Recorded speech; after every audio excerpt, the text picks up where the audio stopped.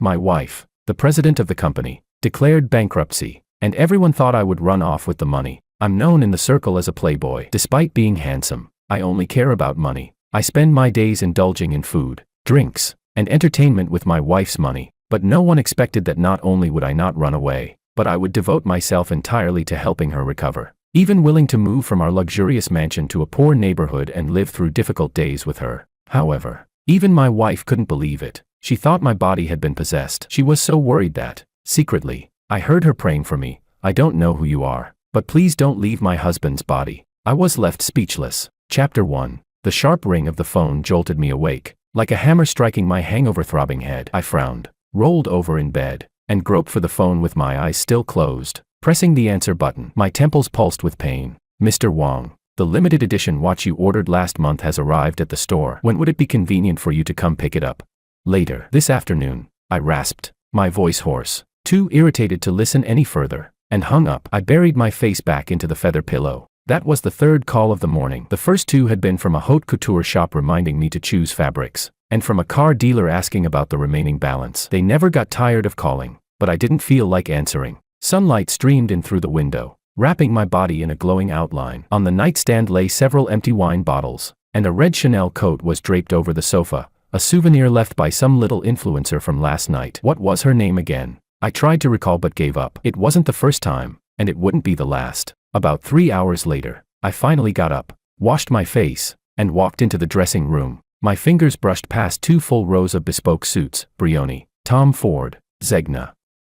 I finally picked a navy Brioni suit and paired it with a Patek Philippe Nautilus, last year's birthday gift from Willow Lu, limited edition, worth nearly $1 million. She had always been generous. President Lu said this outfit suits you perfectly, the butler remarked as he entered, offering me a cup of tea for my hangover. President Lu, I muttered with a cold chuckle, downing the tea in one gulp. 3 years of marriage, and I had never been the master of this house, more like one of its possessions, a decorative piece under her name. Willow never cared how I spent my money or who I spent time with, as long as I didn't embarrass her publicly. When she needed me, I'd put on a suit, stand beside her, smile, chat, and play the part of the loving husband, a perfect stage partner. But that was fine. I was free, unburdened. I didn't crave her love. I had money, wine, women, and a never-ending circle of friends around me. What's on today's schedule? I asked. At 12 o'clock, a reservation at Maison Lame Lewis. At 3 o'clock, a test drive for the new car. And at 7 o'clock, all right, no need to continue, I interrupted,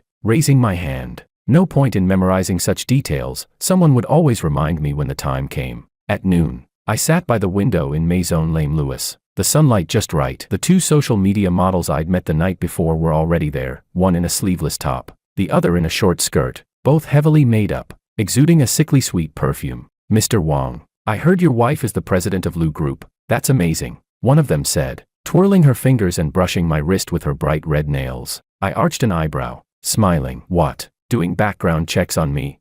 Oh, I'm just curious, she giggled, leaning closer. A handsome man like you must be quite popular, right? I didn't answer. I simply raised my hand and called the waiter, ordering a bottle of red wine worth 5 figures. As the black card slid from my wallet, I caught that faint gleam in her eyes she tried to hide. Mr. Wong, this card, the waiter murmured cautiously. I raised an eyebrow. Is there a problem? It seems the credit limit has already. Just swipe it. I cut him off impatiently. Put it on Lu Group's account. As soon as the words left my mouth, the gazes of several men in suits across the restaurant turned toward me, whispering openly, the men that Willow keeps. A spender.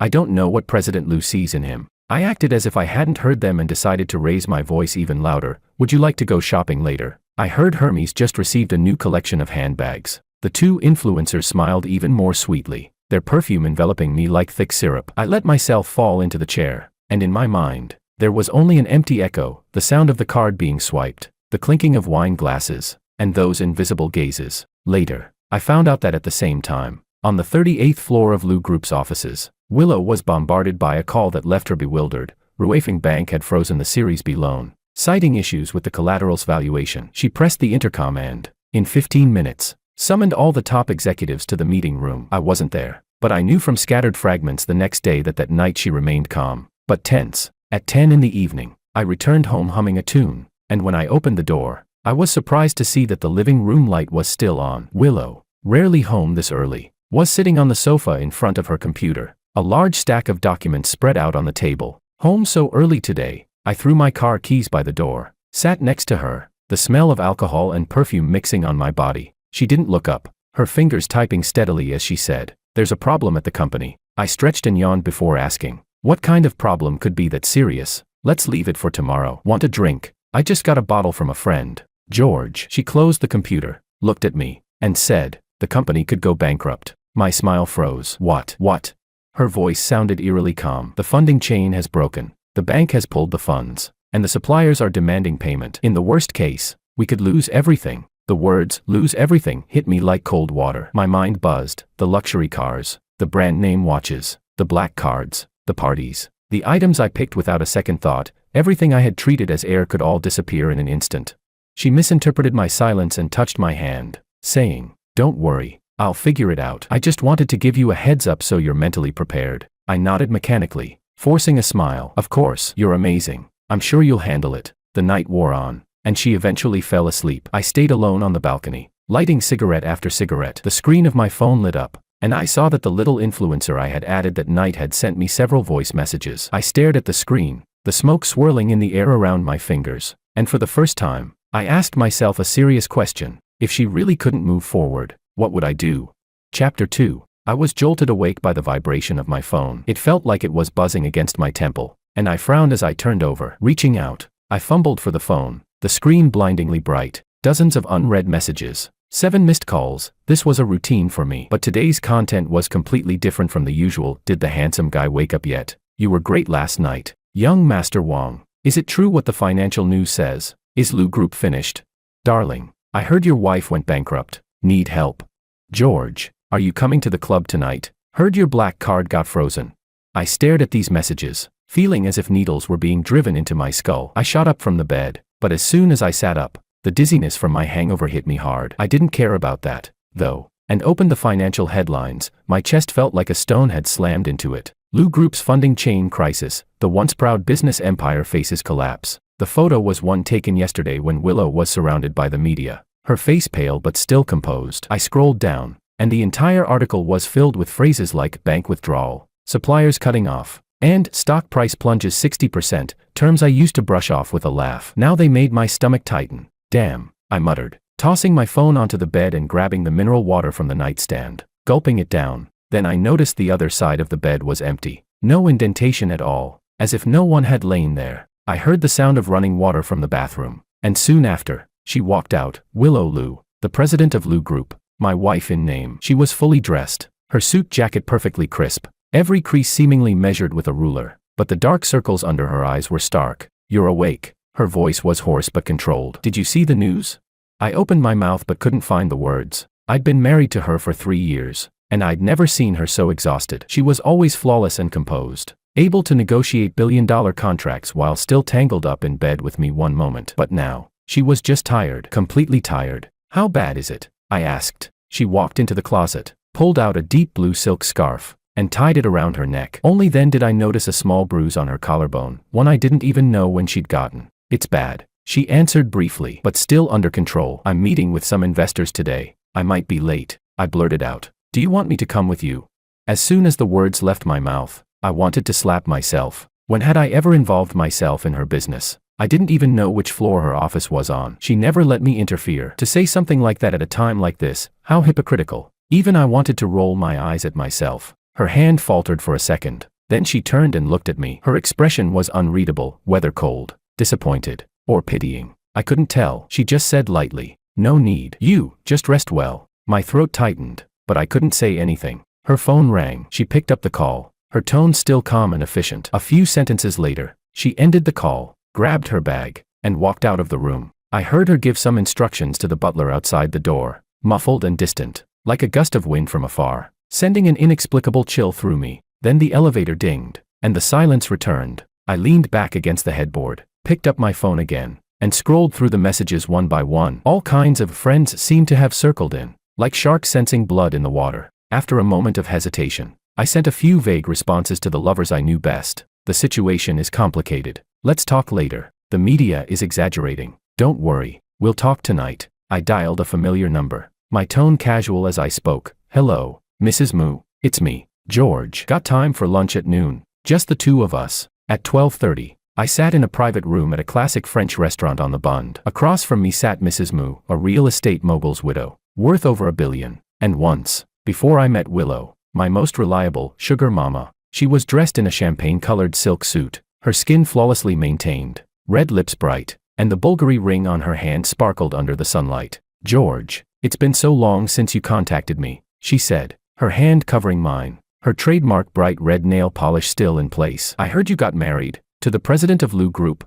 I struggled to suppress the urge to pull my hand away and forced a gentle smile. Maria, marriage is just a piece of paper. You know, I've always kept you in my heart. She giggled, the wrinkles at the corners of her eyes deepening. Still sweet talking. So, what's the reason for this visit today? I leaned slightly forward, lowering my voice. Lu Group's been having some trouble lately. I was thinking, Maria, with your network, maybe you could help me introduce a few investors. Oh. She raised an eyebrow. I've heard it's not a small problem. The business circles are all buzzing, saying Willow might not bounce back this time. My smile froze for half a second, surprised at how fast and wide the rumors were spreading. George, she suddenly dropped her smile, her tone softer, as if coaxing a child. You know I care for you. If you need money, I can help. But investing in Lu Group, that's a bottomless pit. A wave of irritation surged within me, but I held myself back from snapping. Maria, you misunderstood. I get it. She cut me off, patting my hand with a knowing look. If you figured things out, feel free to come by. But, she smiled again, slowly adding, wearing the husband of Willow label doesn't help your case. I nearly fled the scene in embarrassment. The next few hours went much the same. I met with two other old friends, one in the jewelry business, the other a hidden backer in real estate. I tried to make the rounds,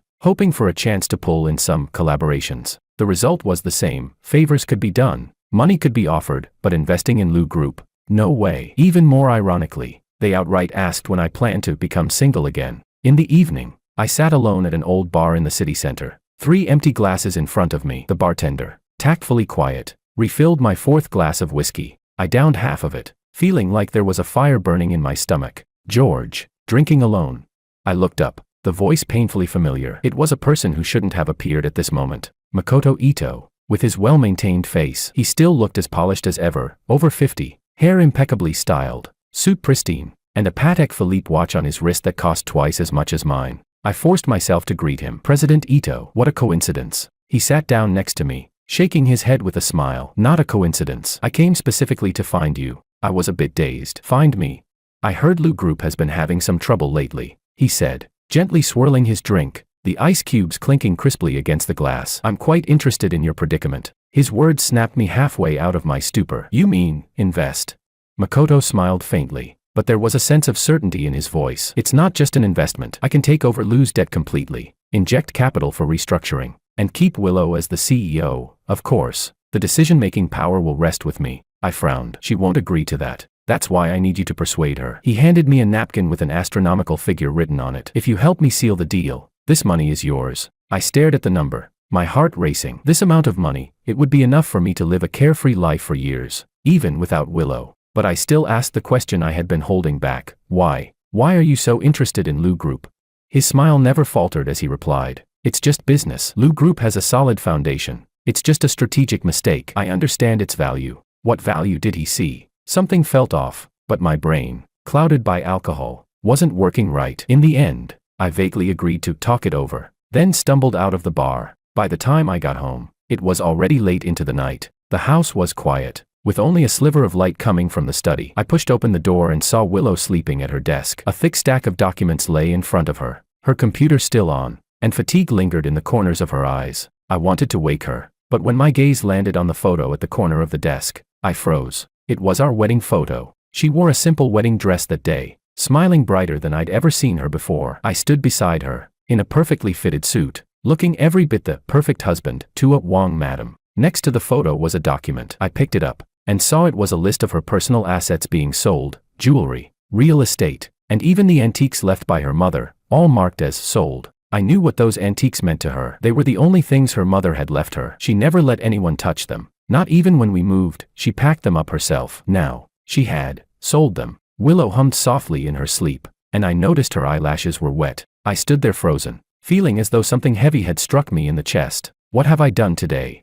My mind was filled with thoughts of how to escape, Which path would be safer? Which sugar daddy might still be willing to take the deal? And she was holding up my accustomed lifestyle by sacrificing her most precious possessions. I gently placed the list back in its place, making sure not to wake her. Then I went to the bedroom, grabbed a blanket, and carefully draped it over her shoulders. Back in my own room, I lay in bed, staring at the ceiling, lost in thought. The number that Makoto had written down, and Willow's smile in the photo, swirled in my mind. Suddenly, I felt a wave of disgust wash over me. I opened my phone, went into WeChat, and deleted all those contacts who only appeared late at night. Then I sent a message to Makoto Ito. Sorry, President Ito, I can't help with this. As I hit send, I felt an unexpected sense of relief. I didn't know if Lu Group could survive, or if tomorrow's news would tear us apart even more. But I had finally made a choice, a decision I hadn't expected even for myself. I would stay. I would face this storm with Willow. Chapter 3. The moment the court seal was affixed to the mansion's gate, I truly realized that the word bankruptcy wasn't just an abstract term in financial news,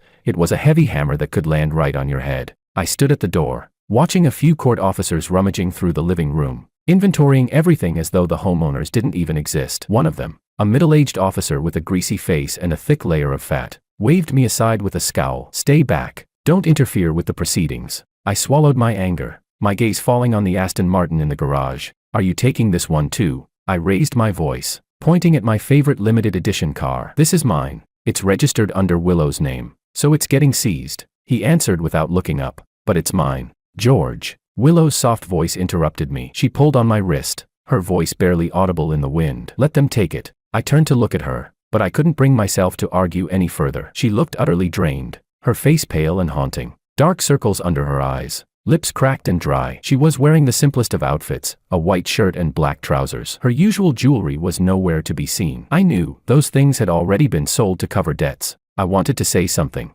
like, "Are you okay?" But the words wouldn't come out. None of us were okay. How could I comfort her when I couldn't even comfort myself? The sports car was driven away, the roar of the engine sounding like a cruel mockery. Watching its taillights fade, I felt a sense of utter humiliation. George. Her voice broke through my thoughts. Pack your things. We have to move out tonight. Move where? She hesitated before answering. I bought a small apartment in the old district when I was in college. It's not in the company's name. I froze for a moment. She had never mentioned it before. She had a backup plan all along. After 3 years of marriage, I suddenly realized how little I actually knew about her. 2 hours later, I stood by the elevator, dragging 2 suitcases, everything of value I could take, a few clothes, some watches, and personal items. The limited edition watches were well hidden, and she hadn't seen them. I had no intention of telling her about them. I glanced back at the familiar mansion. The luxurious life that once seemed so real now felt like a distant dream. This moment, however, was the only thing that felt real. I knew I might never return here. She only had a small carry-on suitcase, looking lighter than mine. Let's go. She pressed the elevator button, her tone flat. Just before the doors closed, I saw the butler, old Chan, standing at the door, his eyes filled with a complex emotion. It seemed like he wanted to say something, but nothing came out. I wasn't sure if I should say goodbye. Her old district apartment was nothing like I imagined. The hallway reeked of a mix of oil fumes and mildew, and my leather shoes made a soft, uncomfortable sound as they hit the yellowing carpet. There was no elevator, so we climbed 5 flights of stairs, and I nearly couldn't catch my breath by the time we reached the top. This is it. She pulled out a key and opened a battered green iron door. When I walked inside, I was stunned. This place, it was so small. 1 bedroom and 1 living room. Probably not even 50 square meters. The living room had poor lighting. The wallpaper was yellowed, and there was a water stain in the corner. Without thinking, I blurted, "Can anyone even live here?" She paused for a moment but didn't get angry. She simply said, "Better than sleeping on the street." I tossed my carry-on bag in the corner and collapsed onto the couch. The springs in the broken sofa dug into my back, making me wince. Irritated, I yanked off my tie and couldn't help but ask, "What are we supposed to do now?" Willow had already opened her laptop and was typing rapidly, looking calm as if nothing had happened. "I'm contacting a few investors," she said evenly. "I've got a new project." "A new project?" I interrupted, my voice rising several octaves. "The company just went bankrupt, and you're thinking of starting a new project? We're about to lose our place to live." She looked up at me with an emotionless gaze, her tone steady. "Precisely because of this, we need to stand up quickly. I've already had the lawyers begin the bankruptcy procedures, but we need a source of income." I jumped up from the couch, pacing back and forth in the cramped living room like a caged animal. "A source of income?" I scoffed. "I don't even have a car left. Do you know what people are saying about me out there? They're just waiting for me to fail." The myth of George relying on his wife is gone. And they're probably making videos to upload to trending now. She didn't respond right away. Just when I was about to explode, she looked up at me, her gaze as cold as a blade. That's exactly why you should prove them wrong. Prove? I scoffed, feeling like I was hearing a joke. You think everyone can be like you, cold and emotionless, working without a care? You think anyone can go bankrupt and still talk about new projects? You're not human, you're a machine. She closed her laptop, closed her eyes for a moment, and took a deep breath. I haven't lost everything, she said slowly, her voice steady. I still have my connections, my experience, my reputation. These are the real assets, not cars or houses. I couldn't take it anymore, a cold laugh escaping me as I spat out. That sounds good, doesn't it? You know what people are saying about you, that you're just a vase, living off your father's name, and now your true colors are finally showing. The moment the words left my mouth, I regretted them instantly. Her face drained of color, and her eyes locked onto mine, unblinking, as if I had struck her with a heavy blow. She instinctively clenched her fingers around the edge of the table, her knuckles going white, and her whole body stiffened like stone. I forgot, when her father passed away, she cried for 3 days straight. She even fainted once. It was the first, and only, time I saw her completely break down. I'm sorry, I didn't mean, I choked, trying to apologize. She had already stood up, grabbed her coat from the back of the chair, and moved swiftly with a cold, precise motion. I'm going out for some air, she said, her voice hoarse but still trying to maintain composure. You should calm down. The door shut quietly, but it felt like a slap to my face. I grabbed the glass cup on the coffee table, raising it in anger, but stopped at the last second. It was a cheap cup, worth only $10 from the supermarket. If I broke it, I'd be the one paying for it. I slowly set the cup down, slumping back into the sofa, my hands pressing hard into my face. I didn't know how everything had turned out this way. Just a week ago, I was the son-in-law of the Liu family, the envy of everyone in my social circle, living the dream life with my limited edition sports car, custom-made suits, and limitless black cards. Now, I sat in this moldy little apartment, unsure if I could even afford to break a cup. My phone buzzed again. It was a message from the club manager, young Master Wang. Heard you're down on your luck. Want to come have a drink? It's on me. I stared at the message, the bitter taste of frustration filling my mouth. The gloating tone was unmistakable. I angrily turned off my phone and threw it to the other side of the sofa.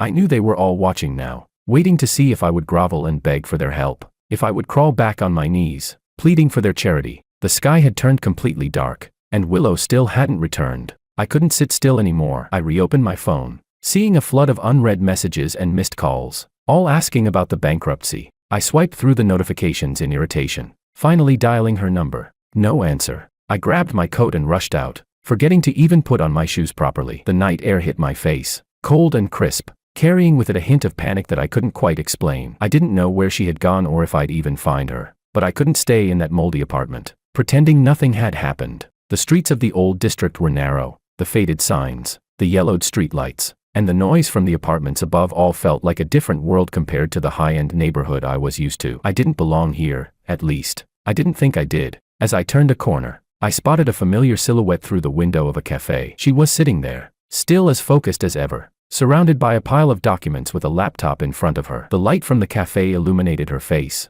tired but resolute. At that moment, I hesitated to go in. Just as I was debating whether or not to approach, a shrill voice broke my thoughts. Well, if it isn't young Master Wang. I turned to see Maria. She was dressed in her usual garish style, tight dress hugging her exaggerated curves, thick makeup, and a smile that looked like it belonged in a scripted game of Who's the Villain. She was clinging to the arm of a middle-aged man in a suit, her eyes gleaming with malicious glee. She laughed, her voice shaking as she said, I heard your wife went bankrupt. How tragic. 1 minute you're the rich, pampered son-in-law, and now you're a broke fool. How does it feel? I clenched my teeth, my fist tightening until my knuckles turned white. None of your business. Don't be so rude, she cooed, leaning against the men beside her. Mr. Lin, this is George, Willow's kept boy. Now that the foundation has crumbled, I wonder who he's going to rely on for his next meal. Mr. Lin squinted, looking me up and down with clear disdain. You look decent, but unfortunately, you're all show and no substance. The anger in me flared up instantly, but I didn't move. Suddenly, it hit me. Without Willow, I was nothing in their eyes. Just an outdated toy, a fallen waste. No car, no house, no Madame Liu by my side. I wasn't even considered a person. I didn't want them to look at me for another second. I muttered, get out of the way, under my breath, pushing past them and walking into the cafe. She looked up when she saw me, clearly taken aback. Her lips parted as if to say something but she hesitated. What are you doing here?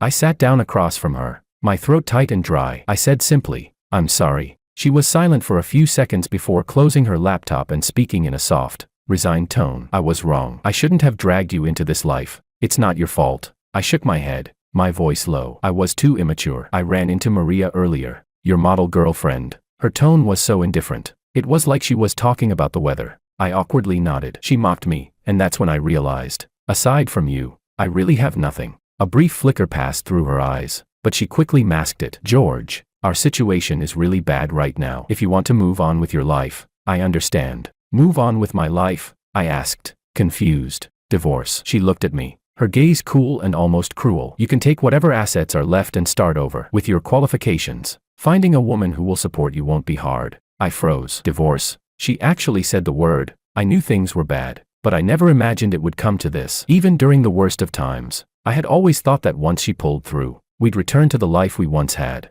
"I don't want a divorce," I heard myself say, my voice strangely firm. "I made a vow in the church when I married you, for better or worse." She moved her lips slightly, her voice dry. "That was 3 years ago. In a church. You didn't even write your vows yourself." I was momentarily speechless, but I didn't want to give up just like that. I reached out, taking her hand in mine. "But now, I'm serious. Willow, give me a chance to prove I'm not just a fool." She gently pulled her hand away, gathering her documents. She said flatly, "Let's go back. We've got a lot to do tomorrow." We walked out of the cafe side by side, the night breeze cooling some of the tension inside me. I was about to say something when I suddenly noticed a black Mercedes parked across the street. The window was halfway down, and I could make out a shadowy figure watching us. But before I could make out any more details, the car silently drove off, disappearing around the corner. "What's wrong?" she asked. I stared at the direction the car had gone for a few seconds, then shook my head. "Nothing." The next morning, I was woken by the doorbell. The sound was sharp and insistent, pounding in my head like a hammer. Groggily, I pulled on a jacket, barefoot, and opened the door, only to be met by a flurry of camera flashes. "Mr. Wong, how's your relationship with Mrs. Liu after the bankruptcy? There are rumors you're preparing for a divorce. Is that true? President Liu, what are your next steps?" 2 reporters stood at the door, thrusting microphones and cameras at me, completely unconcerned with my messy hair and disheveled appearance. I froze for a second, then realized what was happening. Out of the corner of my eye, I saw Willow already up, making coffee in the kitchen. She wore a simple t-shirt and jeans, her hair loosely tied back with a scrunchie. She looked nothing like the composed, cold CEO I was used to seeing in the office. In that moment, she looked like an ordinary, quiet woman. "Get out," I yelled, shoving the reporters. "This is my house, a private residence." But they weren't intimidated at all. If anything, they became more aggressive. "Mr. Wong, we hear your sports car has been seized. How do you feel about that? President Liu, Mr. Makoto has expressed interest in acquiring Liu Group. Will you consider it?" I froze. "Makoto?" In that instant, Willow sharply lifted her head, her eyes freezing the very air around us. "Makoto Ito." Her voice wasn't loud, but it was cold enough to cut through the tension. The reporters, like sharks smelling blood, were practically ready to pounce. "Yes. Mr. Ito publicly announced this morning that he's willing to take over Liu Group entirely, with the condition that you step down from the management. Would you agree to that?" I saw her fingers tighten around the coffee cup until the knuckles turned white, her entire body rigid, yet holding firm. My mind went blank with anger, and before I realized it, I stepped in front of her, growling, "No comment." I grabbed her hand, protecting her as we rushed out the door. She didn't struggle. Instead, her fingers tightened around mine. The reporters chased us, and we stumbled into a taxi, slamming the door shut. Only then did I finally let out a sigh of relief. "Where to?" the driver asked. Willow gave an address, then whispered to me, "Thank you." Those 2 words left me speechless. It was the first time she had ever said thank you to me. I swallowed hard, my throat dry. "About Makoto, don't ask." Her voice was low but filled with determination. "Now isn't the time." I nodded, wisely falling silent. Glancing down at my phone, it was already flooded with notifications.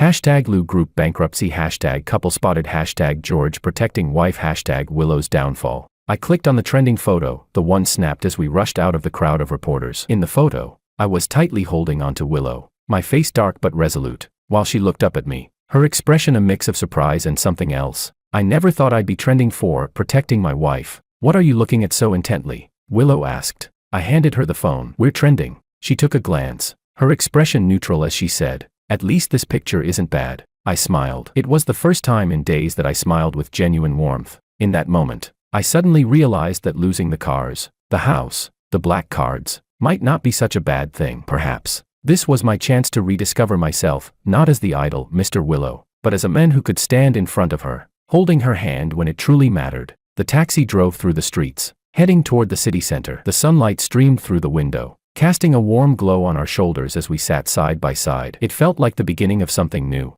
Chapter 4. Rain lashed against the window, dense and suffocating in its rhythm. I stood in the small, dim kitchen, staring blankly at the pot bubbling on the stove. This was my third attempt at making porridge. The first two either burned or turned into rice soup because I added too much water. Now, this one was about to boil over, and I still couldn't even hold the ladle properly. Steam rose from the pot lid, blurring my vision, while the aroma of rice spread through the shabby little kitchen. Unexpectedly, it felt a bit warm. A flash of lightning split the sky outside, flooding the kitchen with a ghastly white light. I glanced at the clock, 10:30 p.m. Willow still hadn't come back. Ever since we moved here, she'd been working late almost every night. I knew she didn't want me to see her when she was barely holding it together. My phone buzzed. I pulled it out instinctively. A text from an unknown number popped up. "How's President Lou lately? Heard she had a mental breakdown." I didn't even bother to look twice before deleting it. That was the fifth one today. Ever since the Lou Corporation's bankruptcy became public, all sorts of vultures had appeared, sniffing around for blood, eager to watch us fall apart. The porridge started sticking to the pot. I scrambled to turn off the heat and nearly burned my hand on the steam. I let out a bitter laugh. 3 months ago, I was still mocking others in a 5-star presidential suite for being too slow at opening champagne. And now, I couldn't even cook a pot of porridge right. Just as my thoughts began to spiral, the door lock clicked. I quickly set down the ladle and rushed to the entryway. She was back. She was drenched, like she'd been pulled from a river. Her long hair clung to her face. Her shirt stuck to her narrow shoulders. Her lips were pale with a tinge of sickly blue. "What happened to you? Did you walk through the rain? Why didn't you take a cab?" I took her dripping briefcase from her and started taking off my jacket to wrap around her shoulders. She shook her head, her voice so hoarse it was barely audible. "Saved the money, walked from the bus stop." The next moment, her legs gave out, and she collapsed forward. I caught her by reflex. Her forehead pressed against my shoulder, and the feverish heat burned right through my shirt and into my chest. "You've got a fever." Before I could say more, she tried to protest weakly. "I'm fine. I still have a project to revise. Don't move." My tone was harsher than I'd ever used before as I forced her to sit down on the sofa. I rummaged through every drawer until I finally found a mercury thermometer in a small first aid box. She didn't resist, just obediently held it under her tongue, her eyes unfocused, her damp eyelashes sticking together, fragile against her skin. 5 minutes later, I lifted the thermometer toward the light. 39.5 degrees Celsius. I sucked in a sharp breath and swore under it. "Damn it, are you insane? You're burning up and still thinking about work." Her eyes stayed closed, her voice barely a whisper. "Tomorrow, I have to meet the investors." "The hell you do," I snapped, my voice rising louder than I'd intended. She just shook her head faintly, as if she were used to this. "No hospital, just some medicine." "I've had this before." I froze. Before? Then it hit me. We'd been married for 3 years, and I'd never once seen her sick. I had no idea how she'd endured all this before I came along. I gave in with a sigh, went to the wardrobe, and pulled out one of my t-shirts and a pair of sweatpants. Kneeling in front of her, I said softly, "At least change out of those wet clothes. Can you manage on your own?" She nodded, took the clothes from me, and staggered toward the bathroom. I followed her out of worry, but before I could even take a step, there was a dull thud. "Willow."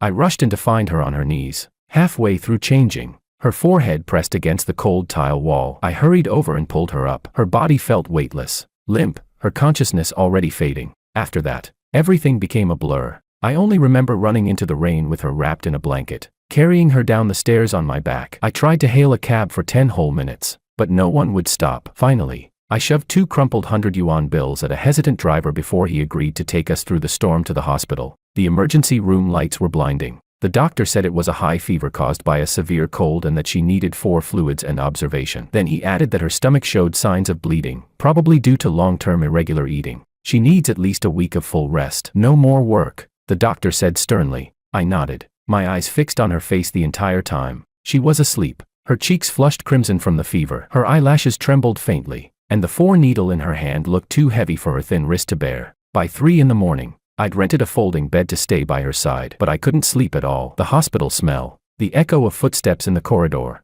the occasional groan from patients, it all made the world feel unbearably cold. I turned over to look at her peaceful face and noticed for the first time that there was a tiny mole beneath her right eye, something makeup had always hidden before. She wasn't wearing lipstick. Her lips were cracked and dry, making her look so exhausted. I gently took her hand in mine, cold, fragile. This was the same hand that had signed multi-million-dollar contracts, that had once held up the entire Lu Corporation. Now, it didn't even have the strength to hold a glass of water. "What have you gone through?" I muttered hoarsely, my throat tight and eyes burning. By dawn, she woke up. Her eyes fluttered open, scanning the unfamiliar room until they landed on my face. For a second, my heartbeat raced faster than it had the night of her fever. "George." I immediately sat up. "You're awake. How do you feel?" I pressed the back of my hand to her forehead. "It's gone down a lot. Do you want some water?" She nodded weakly, her hands still trembling, so I cupped the bottom of the glass and carefully helped her sip. "The doctor said you can't work for at least a week," I told her gently. The moment I said it, her brows furrowed. "No, I have to meet President Jean tomorrow. I already canceled it." I cut in firmly. "Stop pushing yourself. You're more important than any meeting." She froze, looking at me like she was seeing me for the first time. "You've changed," she said quietly. I gave a faint, bitter smile. "Bankruptcy changes people. That's not why." She shook her head slightly, leaning back against the pillow, her voice still weak. "The day before yesterday, I got a notice from the cafe. You paid our bill from that day." "Why?" I blinked, caught off guard that she knew. That day, after storming out of the cafe, I'd already walked quite a distance, but somehow, my feet turned back on their own. I handed over the last few bills of cash I had and paid for the coffees. Before, I'd never cared about small things like that. After all, it was her black card we always used. But that day, something inside me told me I couldn't keep taking advantage of her. She was already carrying too much. She shouldn't have to carry me too. I coughed lightly and looked away. I just felt it was the right thing to do. She didn't press further. Instead, she reached out and gently held my fingertips. The instant our skin touched, a faint warmth spread through my chest. By noon, the doctor said she could go home to rest. I immediately called a cab and stayed by her side the whole way, afraid she'd bump into something. She still looked terribly weak, but at least the color had returned to her cheeks. Once we got back to the apartment, I tucked her into bed and went to the kitchen to reheat the porridge I'd made the night before. Surprisingly, it turned out quite well this time, maybe a bit thick, but rich and fragrant. Carrying the bowl, I sat beside her bed like a nervous student turning in his first assignment. "Try it. It's my first time cooking porridge." She took the bowl and scooped a spoonful. I watched her reaction like an investor waiting for approval. "It's good," she said softly. I grinned, genuinely happy, like a child being praised. "Really? Then have some more." She ate slowly, spoonful by spoonful. I sat beside her, watching each of her movements, and suddenly felt a strange sense of satisfaction. In the past, I'd spent tens of thousands taking girls to Michelin restaurants, but never had I felt that a moment like this could bring such peace. After finishing, she set the bowl down and looked at me. "George." I turned my head to respond, but I wasn't prepared for her next question. "Why are you staying?"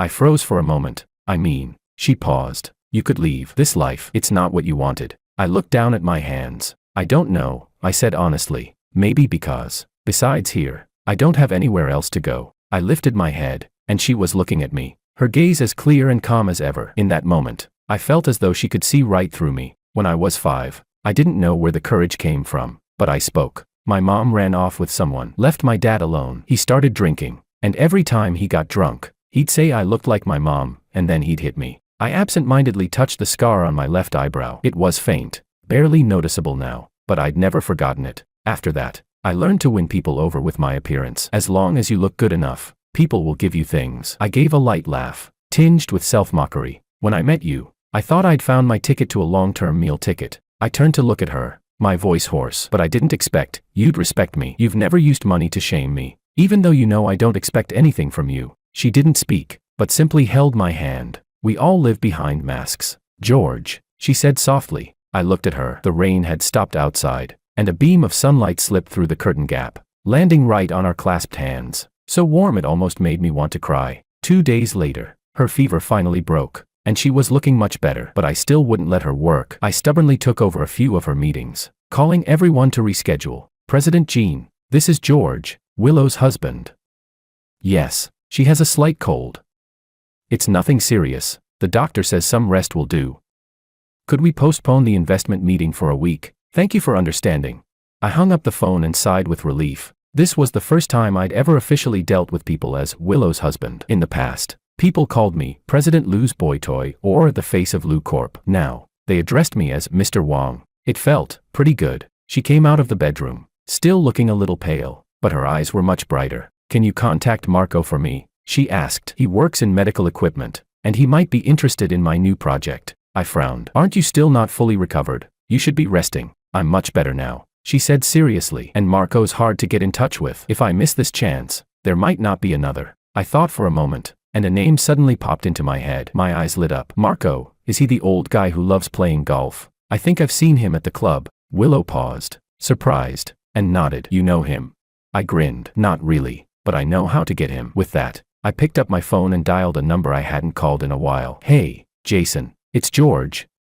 Yeah, long time no see. I heard your club's hosting a golf networking event next week. Can you get me a spot? I'll bring a friend.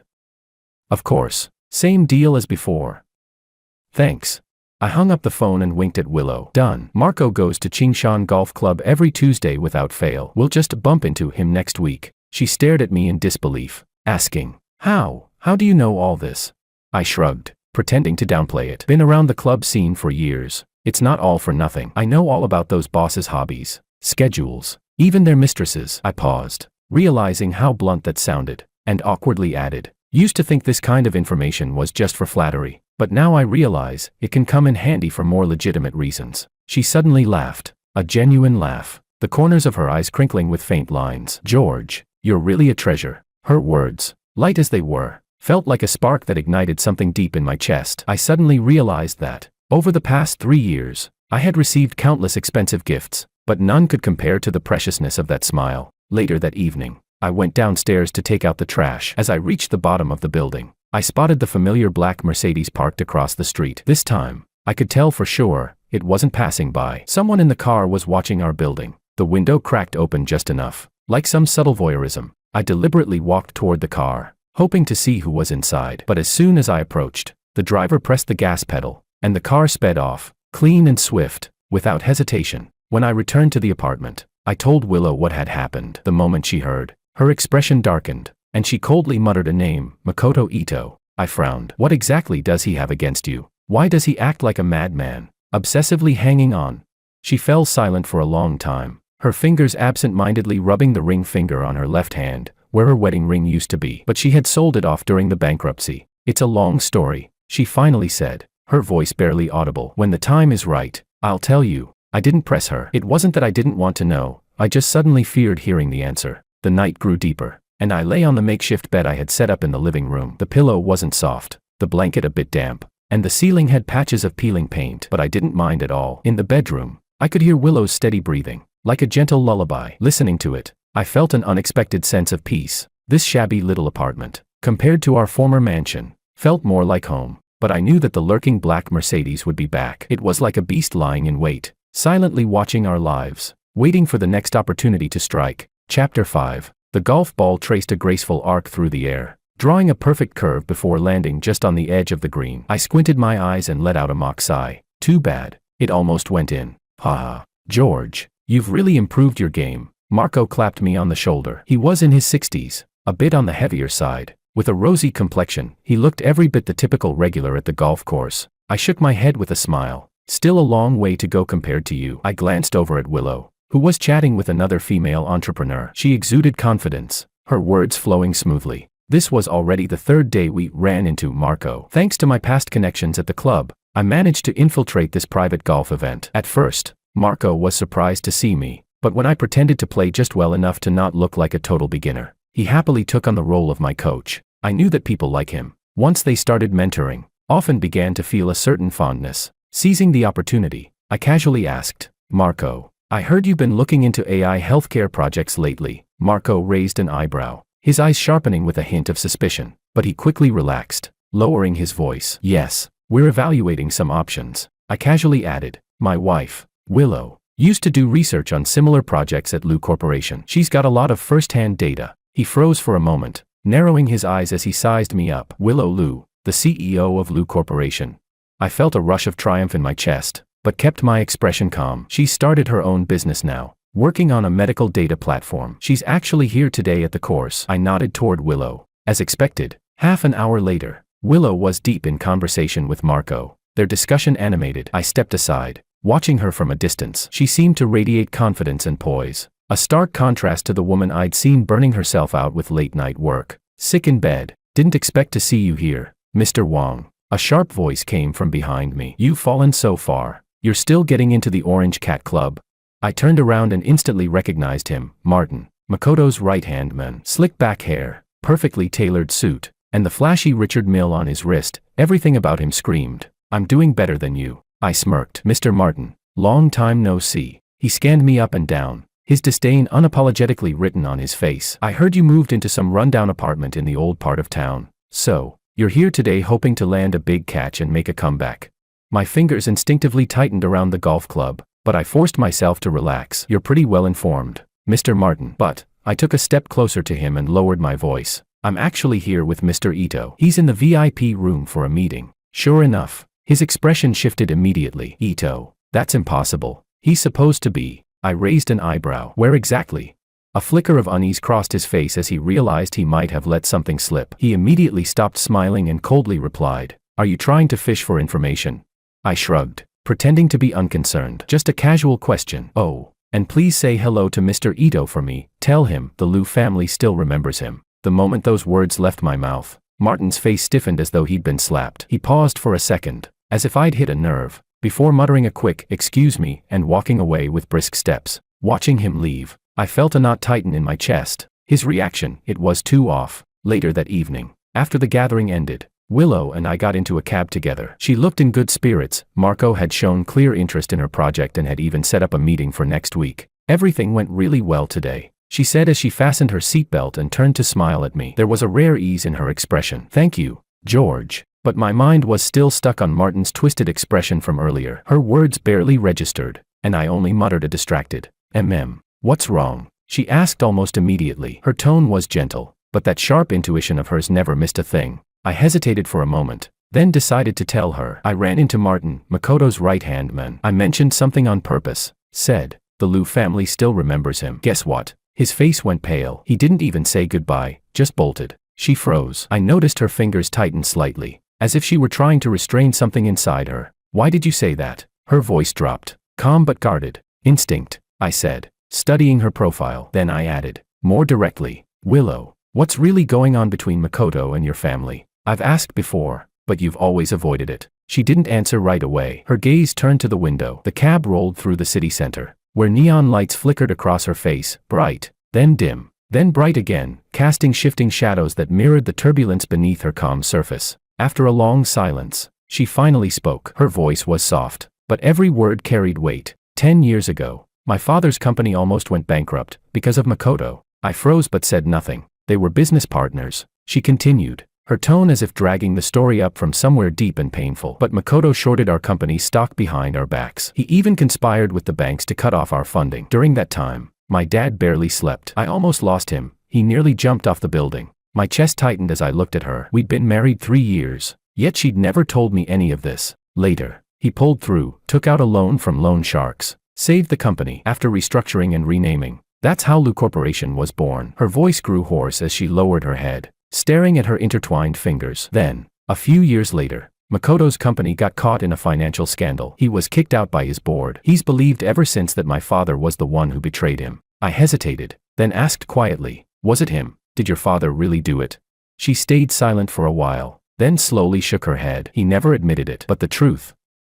I honestly don't know. Something clicked in my mind. Wait, you said that was 10 years ago. That would have been 2013, Willow said with a faint nod. Her face was composed, as if she were telling someone else's story. My senior year in college. That year, my dad's hair turned white overnight. I gave up my scholarship to study abroad and went straight into the company to help him. She smiled then, but the smile didn't reach her eyes. So this bankruptcy, it's not the first time I've watched everything collapse. My throat tightened, as though something heavy had struck me in the chest. In that instant, I finally understood why Willow could remain calm amid disaster, why she never cried, never raged, never cursed fate, because she had already walked through hell once before, and I, her husband, had known nothing. Makoto's after you now, for revenge? I asked. Partly, Willow said, her voice barely above a whisper. But there's another reason. He wants the algorithm my father developed. I froze. You mean the one your new startup is built on?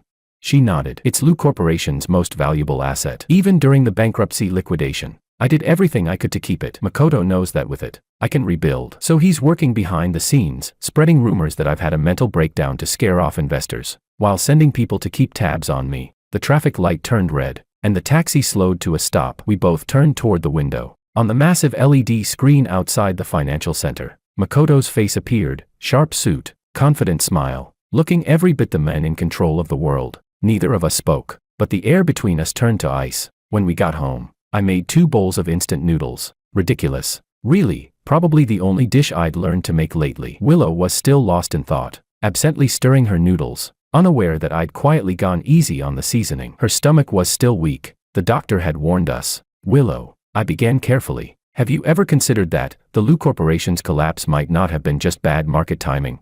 She lifted her head sharply, her eyes flashing. What do you mean? It was all too convenient. I set down my chopsticks, speaking calmer than I felt. Right after I refused to help Makoto pull strings, the bank suddenly withdrew the loans. Then, one after another, the suppliers started calling in debts, flooding us with pressure. The whole chain reaction, it felt planned. Her expression grew sharper, the light in her eyes shifting, like something deep inside her had just caught fire. You're saying Makoto orchestrated it? I can't be sure, I said slowly, but if we can find proof, we can turn everything around. She finished the sentence for me. For the first time, I saw a spark of something fierce in her eyes, a glint of determination that cut through her usual calm. She suddenly reached across the table and grabbed my hand. George, help me. Her fingers were cold, but her grip was firm. I hesitated for half a second, then closed my hand over hers. How? I need to get close to him. Her gaze locked onto mine. He's wary of me, but not of you. You used to move in his circles. You know Martin. You understand how those private networks work, the clubs, the whispers. You can talk to people I can't reach. I raised a brow. So you want me to be a corporate spy? She bit her lip, paused, and said quietly, think of it as doing it for our future. Our future. The words burned in my chest. I'd never imagined the word future could exist in the same sentence as her and me. I looked straight into her eyes and nodded. All right, but I have one condition. She blinked. What is it? You're going to teach me, I said firmly. Teach me business, projects, data, financial reports. I don't want to live off my looks anymore. She was stunned for a moment, then smiled. Pride and tenderness mingled in her expression. Deal, she said softly. The following days felt like I had completely transformed. I began showing up at various social events, reconnecting with circles I had once frequented. On the outside, people still thought of me as the same charming Keptman, the one who lived off his connections with the Lu family, the same Wang Xiaoye who enjoyed a lavish lifestyle. But only Willow and I knew that every drink I raised, every casual greeting, every round of cards, I was just laying the groundwork to gather crucial information. When I got home at night, I sat at the dining table and shared every fragment of information I'd gathered from Martin. From the booze-fueled gatherings, from the club security guards. Martin says Makoto has been flying to Hong Kong a lot lately, always using a private channel without his assistant. He also mentioned that the third quarter profit showed a huge increase, but the main business revenue dropped, and the numbers don't add up. Makoto's nephew slipped up when drunk, saying Uncle's old trick worked again. These pieces of information I'd collected began to form a blurry puzzle. Every piece pointed to one person, Makoto. He'd never been a clean businessman, and I should have known that all along. Late that night, I returned from a long and exhausting social event, reeking of smoke and cheap laughter, but my mind was unusually clear. As I entered the house, the dim, warm light made me feel disoriented. Willow was at the dining table, asleep. Her hair was messy, and a thick stack of documents and scribbled notes were scattered around her. I walked over and looked down. She had drawn a complex relationship map. At the center was a picture of Makoto, surrounded by several banks, shell companies, and familiar supplier names. My heart tightened. She had gone even deeper into this than I had. I crouched down and gently lifted her from the table. She was much lighter than I'd expected, and as I cradled her against my shoulder, I could almost hear the brittle sound of her bones. George, she murmured groggily, her voice nasally, with a hint of childishness. Go back to sleep, I whispered, carrying her to the bedroom and carefully laying her on the bed. But she didn't let go. Instead, she wrapped her arms tightly around my neck and whispered softly, cold. I froze, my whole body going rigid. Her face was so close to mine that I could see the slight trembling of her eyelashes and smell the faint citrus scent in her hair. In that moment, I almost forgot what we were fighting against. Forgot about the bankruptcy, the surveillance, the media, the coldness of people's hearts. All I knew was that she was in my arms, soft, warm, and mine. I slowly laid down beside her, pulling her close. She didn't resist. Instead, she leaned into me, and we silently embraced in the darkness, only the sound of our breathing filling the room. I found something, I said hoarsely, breaking the silence. Makoto is likely manipulating several key suppliers through his shell companies to orchestrate a squeeze on Lu Corporation. I could feel her body tense up instantly. Are you sure? I sighed. Not enough. The evidence is too thin. We need to dig deeper. She didn't respond immediately. I thought she was going to fall back into her usual calm, analytical silence, but instead, she suddenly rolled over, moved closer, and, almost tentatively, pressed a kiss to my lips. That kiss was as light as a feather, yet it stirred a storm within me. Thank you, she whispered. I didn't know exactly what she was thanking me for. Was it for gathering the information, for staying up all night trying to piece the truth together, or was it simply for being here with her, silently holding her as we walked this thorny path together? I didn't ask. I just held her tighter. At that moment, I'd never been more certain she was no longer just the icy CEO of Lu Corporation, a symbol in the business world, the woman who once felt so distant and untouchable. She was my wife, and I was the only person she could rely on right now. Outside, I heard the sound of tires grinding against the asphalt. Without needing to look, I knew the black Mercedes had arrived again. The guy was like a greedy vulture, watching us from below, waiting for us to make a mistake, waiting to pounce. But what he didn't know was that we weren't the same estranged couple we once were. We were now comrades in arms, the strongest of allies in the storm. Chapter 6. Congratulations, President Lu. We've decided to invest in your project. President Jean smiled as he extended his hand to Willow. I stood behind her, just a step away, and clearly saw her fingers tremble. From moving into that cramped little apartment to today, securing the first round of funding, we had held on for 3 months. Willow had worked until the early hours for 92 consecutive days, and I had sat at the conference table for the first time as her assistant, dressed in a rented suit, clutching the materials I had prepared all week. I knew every page by heart. I could even recite the key data in my sleep. Thank you all for your trust, she said, her voice clear and firm. Medical data analysis is the blue ocean of the next decade. I won't disappoint you. She said it so calmly, but only I knew what she had been through to get here. Once outside the building, the sun was shining brightly. Willow walked ahead of me, her steps lighter than before. The sunlight hit her face, her features almost translucent in the glow. She had lost so much weight, her suit jacket hanging loosely around her. I suddenly felt a pang of sympathy and almost reached out to steady her, but hesitated. It wasn't until we got in the car, and she grabbed my arm, that I noticed she was smiling like a little girl. We did it. First round of funding, 20 million. Her eyes sparkled like they were about to shine, enough to launch the project.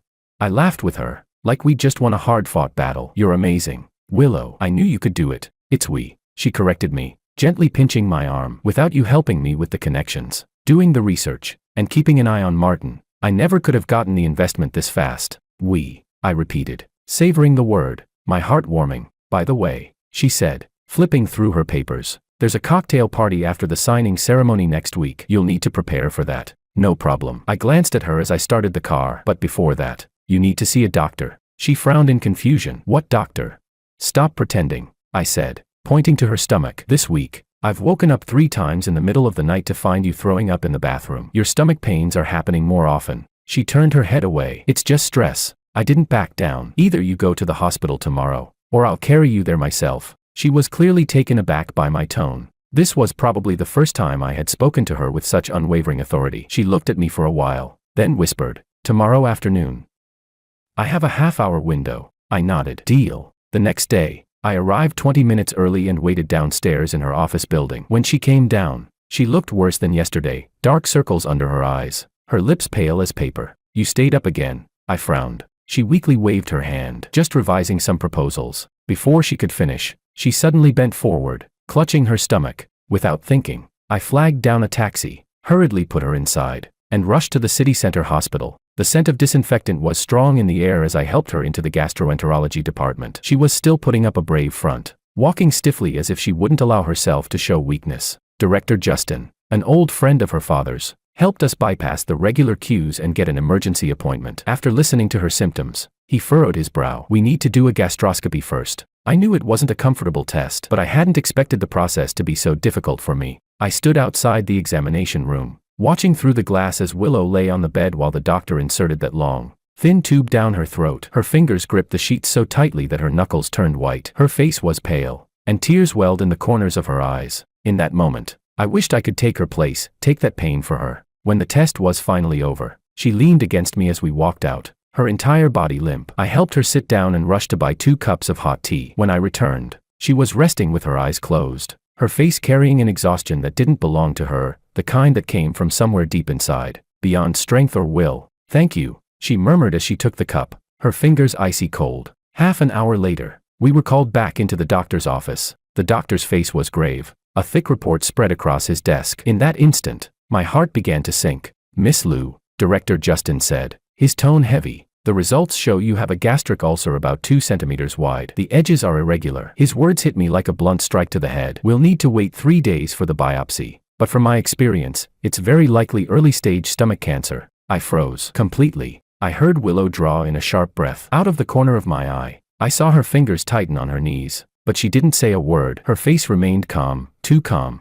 chillingly calm. "Are you sure?" she asked, her voice steady, almost unnaturally so. "About an 80% chance." Justin sighed. "You've had poor eating habits, high stress, and a family history." "Family history?" I asked hoarsely, my throat dry. "What do you mean?"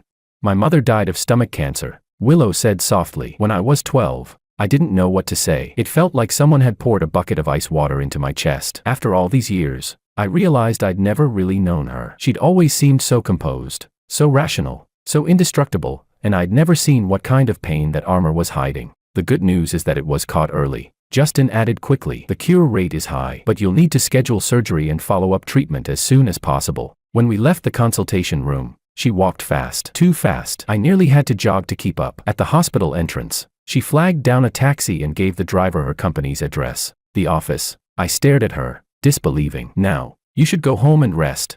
She didn't even look at me. "The contract isn't signed yet. The project needs to start. If I really have to go through surgery, I need to get everything in order first." I grabbed her wrist, harder than I'd ever dared before. "Willow, stop. You just got told you might have cancer. Can't you, just for 1 hour, let yourself breathe? I don't have time to fall apart," she snapped, her voice breaking, her eyes red. "Do you have any idea what it cost me to get here? I can't collapse, not now. If I fall, Makoto will come for me, and he'll tear apart everything I have left." Her whole body was trembling. For the first time, I saw her truly lose control, like a string pulled so tight it was about to snap. I didn't care how she struggled. I pulled her into my arms and held her tight. "You won't fall," I whispered against her ear. "Not while I'm here. Even if the sky comes crashing down, I'll hold it up for you." She froze for 2 seconds, then her body went soft, collapsing against me. Her head pressed into my chest, and her tears burned through my shirt like fire. In that moment, she wasn't the CEO, or the strategist, or the indomitable woman who'd faced ruin with dry eyes. She was just a soldier who had finally put down her armor and allowed herself to cry. I didn't move. I just held her, as if by doing so I could keep the world itself from breaking. That night, for the first time in a long while, she went to bed early. I sat by her side, holding her hand, so thin, so cold. Staring at the ceiling, I said quietly, I looked it up. Early-stage gastric cancer has a 5-year survival rate over 90%. You're going to be fine. She kept her eyes on the ceiling, saying nothing. Then, suddenly, she whispered, "You know what I'm most afraid of? Not dying, but losing everything right when I'm about to succeed." I turned my head toward her. 10 years ago, she continued, her voice barely above a murmur. My father had just survived Makoto's betrayal. The company was preparing to go public. Then he had a cerebral hemorrhage, and he never made it back to the boardroom. She closed her eyes before going on. I've been fighting ever since, just so I wouldn't end up like him. My chest tightened painfully. For the first time, I truly understood her madness, her obsession with perfection, the sleepless nights, the endless revisions, the pain she endured without complaint. She wasn't driven by greed. She was racing against fate itself. "This time won't be the same," I said, gripping her hand tighter. "You have me. This time, you're not alone." She turned her face toward me, her eyes shining in the dim light. "Why?" she asked softly. "You could have left. Why are you still here?" I stood still for a while, searching for an answer. Why? At first, it was because I had nowhere else to go. Later, it was out of guilt, watching her hold herself together. Then, I saw her secretly throwing up blood after a late-night fever, hiding in the bathroom without making a sound. She had always been struggling, never asking for my help, but I began to care about everything she did, the way she looked at things, the way her shoulders tensed, how she quietly rubbed her stomach while eating. She made me want to be someone she could rely on. Because, I looked at her, speaking slowly, I want to see how far we can go together. The day the test results came back, I sat with Willow in the doctor's office, listening to Director Justin speak in his usual calm tone. The biopsy results came back. "It's early-stage stomach cancer," he said. It felt like I'd been punched in the chest. I had prepared myself for this, but hearing it out loud, my mind went blank. The surgery was scheduled for a week later. For the next 7 days, Willow seemed like a person possessed, obsessively arranging every detail for the project's launch. I had never seen anyone push themselves so relentlessly, like she was trying to finish everything perfectly in the time she had left. And for the first time, I took something seriously myself. I contacted the hospital, handled the paperwork, prepared the surgery fees, and even researched post-surgery care. I watched short training videos on how to care for patients. Willow had never asked me to do any of this, but I knew I had to. One day, when she saw that I had prepaid $50,000 for the surgery, her voice was full of suspicion. "Where did you get the money for the deposit?" I shrugged. "Sold a few watches." She paused for a moment. "Those watches were the most precious things I owned. Things I'd rather have borrowed money than sold." "Don't make that face." I squeezed her cheek gently. "I don't have many occasions to wear them anymore. Selling them actually feels a little freeing." The night before the surgery, she finally allowed herself to rest. We sat on the small apartment balcony, the May evening breeze carrying the scent of flowers. The distant neon lights flickered on and off, and for a moment, I almost wanted to convince myself that everything was just as it should be. She suddenly spoke. "I made a list." "A list?" I turned to look at her. "If..." She lowered her head and pulled out a piece of paper. "If the surgery doesn't go well, this is a list of the company's resources, contacts, passwords. You'll need it later." My chest tightened. I pushed the paper back into her hands. "I don't need this. You said you'd handle the company. You're going to recover, remember?" She didn't look at me, her gaze fixed on the distance. "I just want to be prepared. When my father was sick, he left nothing behind. I don't want that." I turned around, gripping her shoulders tightly. "Look at me, Willow. You're not your father. This won't repeat itself. You'll wake up, and we'll watch the company rise together. We'll fight Makoto together, and we'll..." My throat tightened. "We'll grow old together." Her eyes glistened with tears, and she gently leaned into my chest. "Promise me one thing." "What?" "If tomorrow, after the surgery, the doctor tells you the results are bad, don't hide it from me. I want to know the truth." I nodded, pulling her closer. "I promise." The surgery lasted 4 hours. I waited outside, pacing back and forth, drinking 6 cups of undrinkable coffee. Every second felt like torture, like a question I couldn't answer. If something happened to her, what would I do? Finally, when Director Justin came out, I almost collapsed. "The surgery was very successful," he said. "The tumor was completely removed, with no signs of spreading. She's very lucky." In that moment, I almost cried. When I walked into the recovery room and saw her pale face, with an A4 line in her hand, lying there so quietly, I finally understood what real fear was. It wasn't bankruptcy. It wasn't poverty. It was the fear of losing her. At that moment, I realized I had already fallen in love with her. Not because of who she was, or what she could give me, but simply because she was her. She woke up in the middle of the night as the anesthesia wore off, her face contorting in pain. I quickly pressed the call button for the nurse, gently moistening her cracked lips with a wet cotton swab. Did it work?" she asked weakly. I nodded and leaned over to kiss her forehead. "It was very successful. The doctor says you'll live for another 50 years. She gave a faint smile, light as moonlight on the hospital bed. "And what about our company?" "Our company will wait for you to recover." I cupped her face, continuing. "Nothing else matters." She closed her eyes, but her hand tightened around mine, as if afraid that if she let go, I might disappear. I sat beside her, watching her breath steady slowly, and for the first time, I seriously thought about the weight of the word forever. Rainwater slowly traced down the window, the city lights blurring in front of me. I sat in a cafe across from Ito Corporation's building, holding a cup of now cold coffee, my gaze fixed on the lit window, Makoto Ito's private office. This was the 3rd consecutive day I had been observing him here. I had learned his routine. Every Wednesday night from 8 to 9, he was alone in the office, going through documents with only his bodyguard outside. This was the best opportunity one had. I glanced at my watch, 7:50. I took a deep breath, drank the bitter coffee in one go, grabbed the briefcase at my feet, and walked out into the light rain. The rain soaked my shoulders and crept under my collar, but I paid no attention to it. At exactly 8 o'clock, I entered the Ito Corporation building, impeccably dressed in a suit, wearing the practiced social smile I had honed over the years, looking like any other employee working late. "Good evening. Do you have an appointment?" The receptionist looked up at me. I smiled and raised my chin slightly. "I'm a guest of Mr. Martin. Meeting at 8. From the marketing department." She glanced down at the registration book. "Mr. Martin doesn't seem to be here today." "That's strange. He said he would be waiting for me on the 28th floor." I frowned, pretending to scroll through my phone. "Let me call him to confirm." Before she could respond, I quickly made my way to the elevator, pulling out the access card I had obtained from Martin's assistant for a high price. I swiped it skillfully and pressed the button for the 28th floor. The elevator doors closed, and I caught a glimpse of the receptionist hurriedly picking up the phone. Every second in the elevator felt like a test of patience. When it finally reached the 28th floor, everything was as I expected, quiet, with only the office at the end of the hall lit up. I could hear Makoto's voice through the door, his tone indifferent and measured. "Keep an eye on Willow."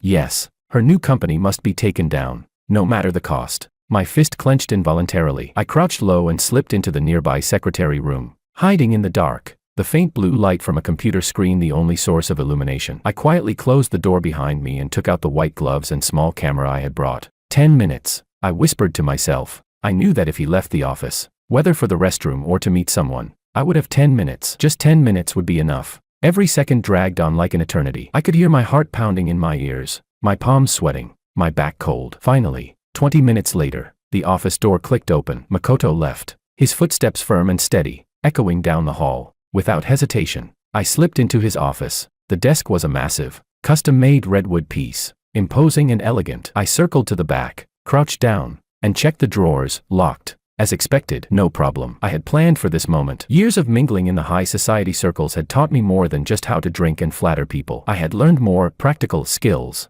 30 seconds. The lock clicked open. Inside, the drawers were neatly organized with several stacks of documents. I quickly sifted through them, scanning each page's title like a radar. Suddenly, a folder labeled Lu Corporation, Confidential, caught my eye. My heart skipped a beat as my fingers trembled slightly while opening it. The first page made my blood run cold. It was a detailed plan, meticulously written, outlining how to manipulate bank credit, cut off the supply chain, and use media influence to systematically destroy Lu Corporation. The document's date was 3 months before Lu Corporation's bankruptcy. So it was you old fox. I gritted my teeth, forcing myself to suppress the surge of emotion, quickly pulling out my miniature camera and snapping pictures of every page. Each shutter click felt like a silent accusation. As I was flipping through the last few pages, the sound of footsteps suddenly reached my ears, slow, deliberate, and getting closer. Shit, he came back too soon. I frantically shoved the document back into the drawer, my fingers slipping in my haste. The angle of the papers wasn't perfect, and I couldn't restore it in time. The footsteps were already almost upon me. I quickly scanned the room. The only exit was the inconspicuous break room inside the office. I bolted for it, gently closing the door behind me, holding my breath as I pressed my body against it.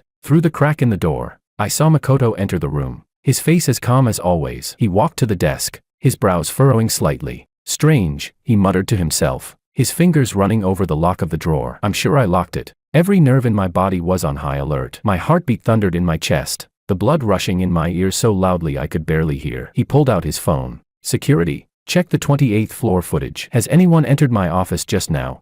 I couldn't wait any longer. I shoved open the door, knocking over the chair beside him, and sprinted out. Makoto shouted, "Stop him." I bolted toward the elevator, smashing the button, but it didn't respond. The system was locked, damn it. Without thinking, I spun around and ran toward the fire escape. My footsteps thundered on the metal stairs, echoing loudly. I could already hear footsteps behind me. At least 3 people were chasing me. I ran desperately down the stairs, 13th floor, 12th floor. My breath burned in my lungs. When I reached the 15th floor, I suddenly changed direction and dashed into the office area. The office was empty. I darted into a storage room, quietly shutting the door. My body pressed against the door as I collapsed, drenched in sweat, feeling like I had just been pulled from a lake. My phone vibrated in my pocket. It was Willow. I didn't dare answer, only tapping the preset message, "Safe, will contact later." 5 minutes later, the noise outside gradually faded. I cautiously opened the door and peeked out. Nothing. I stepped out of the storage room, took a few deep breaths, adjusted my sweat-soaked suit jacket, and tried to regain my composure. I began walking toward the elevator. Just as I was about to reach the elevator, a familiar, chilling voice sounded behind me. "George, long time no see." I spun around, and of course, there he was, Martin, flanked by 2 large men in black. He was casually twirling a switchblade, grinning like a sly fox. "Mr. Ito would like to invite you for a cup of tea," he said. I took a step back, pressing my back against the cold wall. "No need. Please thank Mr. Ito for his kind offer. That's not for you to decide." He flicked his fingers, and the 2 big men lunged at me immediately. I sidestepped the first one, but couldn't avoid the second man's heavy punch. It landed squarely in my stomach, and the pain was enough to make me bend over. But my body had its own memory. The instincts honed years ago at clubbing and drinking sessions kicked in, and without hesitation, I threw an elbow into the second man's face. There was a satisfying crack. The sound of my elbow connecting with his jaw was almost more satisfying than the punch. "Damn, you can actually fight," Martin cursed, his playful tone now gone. He stepped in, ready to take charge himself. I was about to rush at him, but then I saw him pull out the spring-loaded knife, its cold gleam flashing in the dim light. My left arm went numb, followed by a rush of warmth as blood quickly began to slide down my sleeve. "Hand it over," he demanded, stepping closer, his voice cold and cruel. "Mr. Ito knows what you filmed." I gritted my teeth, forcing out a twisted smile. "What?" I'm just here to see an old friend. Nostalgia, you know.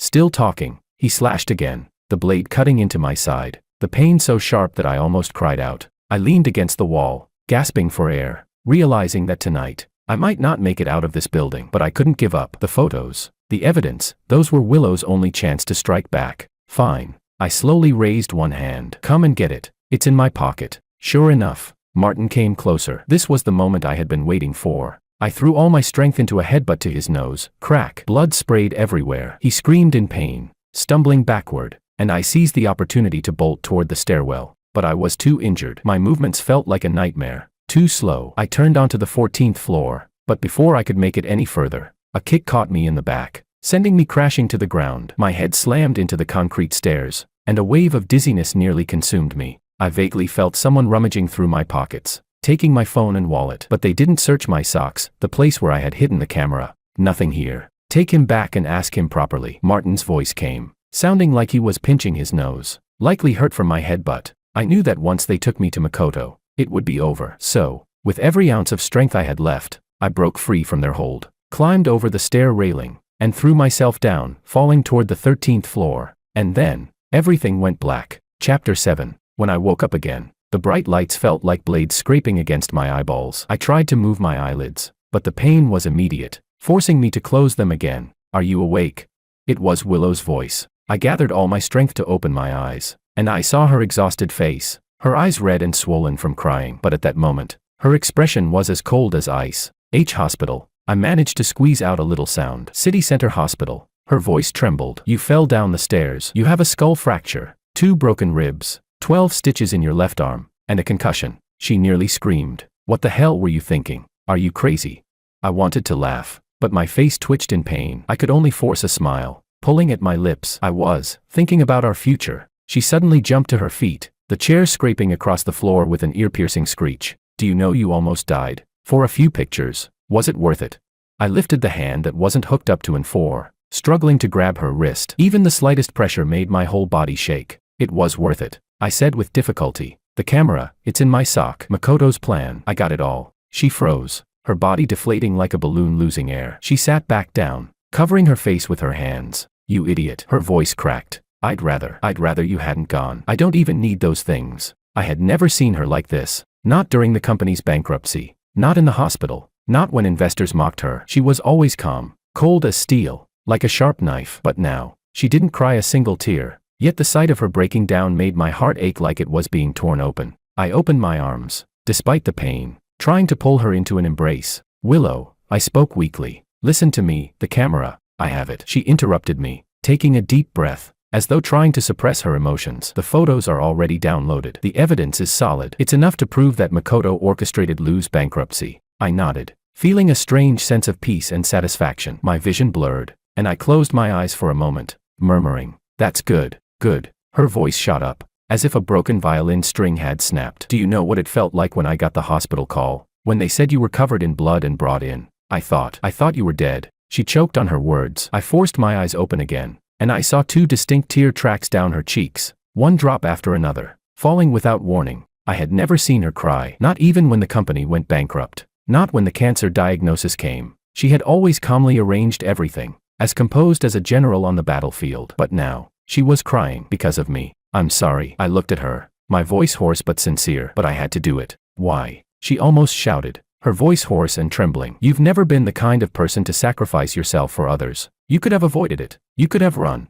Because I love you. I interrupted her, my voice soft, but it shattered the silence in the room. The only sound left was the rhythmic beep of the heart monitor. She froze, her eyes wide as she looked at me, her lips trembling, unable to say a word. I managed a faint smile, though it made my ribs ache, and said, I know this sounds ridiculous. When we got married 3 years ago, I only saw you as a long-term meal ticket. You were strong, calm, and had everything I never had. I lived off of you, and I was comfortable with that. I paused, my throat dry. But the day Lu Corporation went bankrupt, my first reaction wasn't to figure out how to escape. It was to think about what you would do. I realized that I didn't want to go anywhere but be by your side. Her tears fell faster, but she still didn't say anything. For the past few months, I've seen the real you, I continued, my voice hoarse, as if it had been sliced. You're strong, smart, stubborn as hell, but I've also seen the real me. I'm not just some useless, Shallow guy who parties all the time. I can protect you, even if just a little. I reached out and held her hand. Her fingers were cold, but she gripped mine tightly, like she was afraid I'd disappear the next second. So, yes, I love you. I looked into her eyes, not flinching or avoiding her gaze. Not because you're Lu Corporation's CEO, not because you have money or resources, but because you are you. She lowered her head, her forehead gently resting on the back of our joined hands, her body shaking. Tears fell one by one onto my hand, burning like a fire. You idiot, she choked out, her voice thick with emotion. Why did you have to wait until you were half dead to say all this? I wiped away her tears with my thumb. Now you know. So stop crying. I'm still here, aren't I? Good for nothing. She suddenly snapped, her eyes red as she glared at me. The doctor said you need to stay in bed for 2 weeks. I grinned, despite the pain that made me wince. Well, then it's perfect. You can take care of me, just like I've been taking care of you. She finally smiled, laughing and crying at the same time, gently slapping me. Dream on. Before I could bask in my small victory, she suddenly grew serious again. But we can't slack off. Makoto won't let this go. He's probably figured out we're investigating him. I nodded, the pain washing over me in waves. I took a deep breath. We need to move faster. Can those photos send him to jail? Not enough. She shook her head, her eyes filled with calm calculation. That's just the first step. We need to dig into his tax issues, his fund transfers, insider trading. We need to drag him down completely, so he doesn't have a chance to recover. I thought for a moment. Martin mentioned that Makoto's been flying to Hong Kong a lot lately. Could it have something to do with money laundering, offshore accounts? Her eyes lit up. Very likely. I'll have people look into it. She stood up, bent down, and kissed my forehead. You rest and heal. I'll take care of the rest. I grabbed her hand, my tone serious. Be careful. He's desperate now, and a cornered animal is dangerous. She nodded, a flash of determination in her eyes. Don't worry. I'm not alone this time. I've contacted a few of my father's old friends, and some of the senior lawyers from Lu Corporation. Makoto's messed with the wrong people. As she left the room, I suddenly realized I wasn't just her burden anymore. I was truly someone standing beside her, fighting with her. I stared at the ceiling, feeling the sting of my wounds and the ache in my ribs, but my heart felt more at peace than it ever had before. I didn't know what the future held, but I knew this: starting today, I would fight for her, and never retreat. The rain had stopped outside. Under the evening sky, the whole city seemed to wake up in the glow of the lights. I knew that our battle had only just begun. Chapter 8. The day I was discharged, the sunlight was more blinding than any I remembered. I stood at the entrance of the hospital, squinting as I tried to adjust to the light. My left arm was still in a sling, and the few wounds on my ribs ached with every breath I took. Willow stood beside me, holding my luggage, her hand lightly resting on my back. The gesture was gentle, yet it made me feel like everything was steady again. Don't make that face. I forced a smile, trying to look like a normal person. The doctor said I'm recovering well. She rolled her eyes at me. A concussion and a broken bone, and you call that well? But I still saw the subtle curve at the corner of her mouth that she was trying to hide, indicating her mood was better. A black sedan slowly stopped in front of us. I raised an eyebrow and turned to her. Rental. Bought it. Her tone was as decisive as ever. Second-hand, but in good condition. We can't keep relying on taxis. I whistled. Sounds like the financing went well. As soon as I sat in the car, I realized this was no ordinary second-hand vehicle. The exterior was low-key, but the interior was all top-notch, with leather seats and a central console that emitted a futuristic glow. Willow started the engine, and the roar was deep and powerful. I could tell it had been modified. You did something to this car? I asked. She smirked. Bulletproof glass, reinforced body, and an independent tracking system. She glanced at me briefly. You think I did this just to show off? Makoto won't let this go. A surge of indescribable emotion welled up inside me. This woman had quietly considered all the dangers for me. In the past, she used to coldly say, be careful. But now she was showing her care with a car. The car didn't head towards our small apartment. Instead, it drove into a high-end residential area in the city center. I raised an eyebrow and asked, did we move? Temporarily rented. Good security, she said. We'll decide where to go after everything's over. The new apartment was on the top floor. Spacious, bright, with a panoramic view. I stood by the floor-to-ceiling windows, looking at the city, my emotions in turmoil. 3 months ago, we were living in that moldy old building, surviving on porridge, carrying debt, and supporting each other. Now, it wasn't quite a comeback, but I knew the battlefield that belonged to us had changed. Do you like it? She asked, walking over to me. I nodded, but my gaze fell on the pile of documents and her laptop on the coffee table. Did you bring all this with you? She nodded and her expression suddenly turned serious. We need to talk. We sat down on the sofa together. She opened the laptop, and on the screen was a meticulously organized document listing Makoto's various illegal activities, manipulating stock prices, corporate fraud, Even money laundering. I stared at the words, unable to resist whistling. This is enough to send him to jail. That's the problem. She bit her lip and pulled up another document. Makoto isn't alone. Behind him is an entire network of interests, government officials, high-ranking bank executives. If we make this public, we'll make a lot of enemies. I finished her sentence, furrowing my brow. And before the trial even starts, they might destroy all the evidence. Her voice dropped. It's not just about that. You'll also become a target. He's already gone after you once. If he finds out we have all this. I reached out and took her hand. So, you're worried about me? Of course I am. Willow almost shouted, then lowered her voice. Look at the way you are now. If next time it's not a broken bone, but, her voice faltered. I froze for a moment. The first time I truly saw tears glistening in her eyes. The woman who was decisive in business was now losing control because she was worried about me. Willow. I comforted her softly. I'm not afraid of danger. I'm just afraid I won't be able to help. She took a deep breath, trying to calm herself. I know, but we need to come up with a foolproof plan. I stayed silent for a moment. And then a thought flashed through my mind. My heart tightened. Maybe I need to contact someone. She looked up at me. Who? My father, I said. And even I found it hard to believe as the words left my mouth. Willow visibly froze. In our 3 years of marriage, I had almost never brought up my father on my own. She only knew that my relationship with him was terrible. Your father, isn't he a prosecutor? She asked tentatively. I nodded, a sardonic smile tugging at my lips. Luis. Deputy Chief Prosecutor of the Provincial Procuratorate, they call him iron-faced. Cold to everyone. I paused, my expression darkening. He's also been my #1 enemy for 20 years. Because of your mother? She asked softly. Partly. I walked to the window and looked out at the city lights blurred by night, my chest churning. I hate him. Not just because he drank and beat me, but because he had the power to investigate what happened to my mother and chose to give up. Footsteps approached from behind. Willow slipped her arms around me carefully from behind, deliberately avoiding my wounds, and asked, are you sure you want to contact him?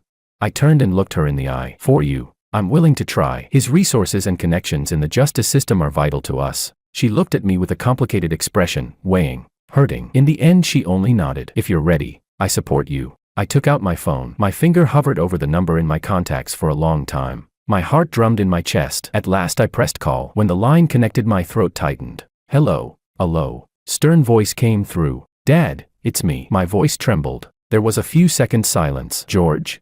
Yeah. I inhaled deeply and forced myself calm. I need your help. The long silence made me think he'd hung up. Then he spoke again. What is it? I briefly explained Makoto's illegal activities and the evidence Willow and I had, careful to avoid personal emotion. After listening, my father fired a few sharp, professional questions that made me uneasy, then said only, send the evidence to my email. The address hasn't changed. No promise, no warmth, but no refusal either. That was Luis, always businesslike. After the call ended, I realized my back was covered in cold sweat. Willow handed me a glass of water. My fingers still trembled when I took it. He said he'll look at the evidence. I managed a weak smile. For him, that's as enthusiastic as it gets. She squeezed my shoulder gently. Thank you. I shook my head. Don't thank me. We've been in the same boat for a long time. I hesitated, then added, the strange part is, when I mentioned the feud between Makoto and the Lius, he didn't seem surprised at all. It was like he already knew something. Willow frowned. What do you mean?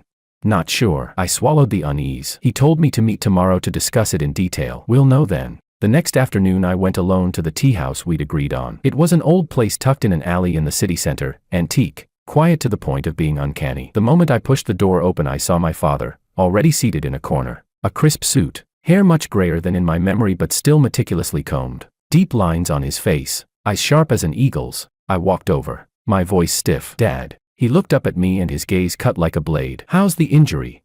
I was taken aback. I hadn't expected him to ask that first. It's okay. Getting better. He nodded and pushed a folder across the table. I opened it. His legal analysis. The handwriting so neat it looked printed. The evidence is solid, but not enough to shake Makoto. He said, you have 2 options now. 1. Quietly trade favors and keep things low-key. Or 2. Dig deeper and strike decisively. I didn't hesitate. The second option. A fleeting emotion I couldn't read passed through his eyes. He said, your mother was just like that. I froze. It was the first time in 20 years we had directly mentioned her. I cautiously asked, Dad, did you know about the Liu family situation all along?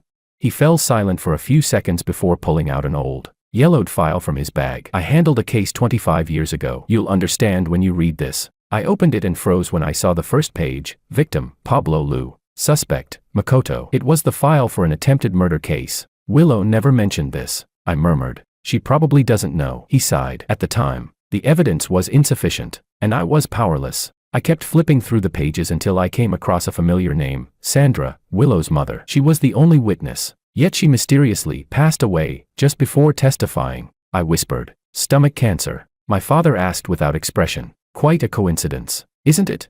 I closed my eyes, holding back my anger. "Dad, will you help us this time?"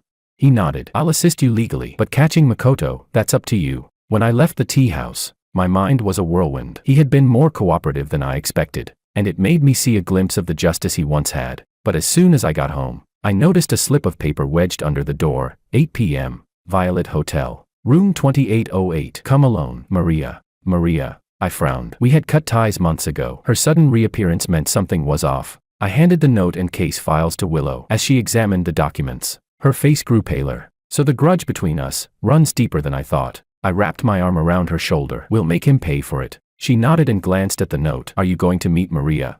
I stared at the note, my gaze turning cold. If she's really been bought by Makoto, I want to see what game he's playing now. "Are you going alone?"